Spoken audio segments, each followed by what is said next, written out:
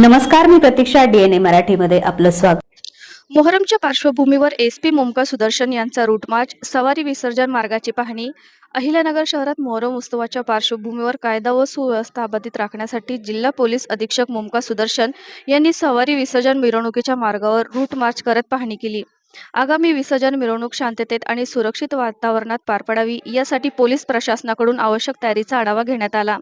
या route march दरम्यान सवारी विसर्जनाच्या प्रमुख मार्गाची पाहणी करण्यात आली. तसेच सुरक्षा व्यवस्थेबाबत संबंधित अधिकाऱ्यांना आवश्यक सूचना देण्यात आल्या. यावेळी अप्पर पोलीस अधीक्षक वैभव कलबुर्मे, उपविभागीय पोलीस अधिकारी दिलीप टिपरसे तसेच कोतवाली तोफखाना आणि भिंगार कॅम्प पोलीस ठाण्याचे अधिकारी व कर्मचारी उपस्थित होते. मोहरम उत्सवादरम्यान कोणताही अनुचित प्रकार घडू नये आणि नागरिकांनी शांतता व सौहार्द जपावे असे आवाहनही पोलीस प्रशासनाच्या वतीने करण्यात आले. शहरात ठिकठिकाणी कडक पोलीस बंदोबस्त तैनात करण्यात आला असून सवारी विसर्जन मिरवणुकीवर पोलीस प्रशासनाचे विशेष लक्ष राहणार आहे.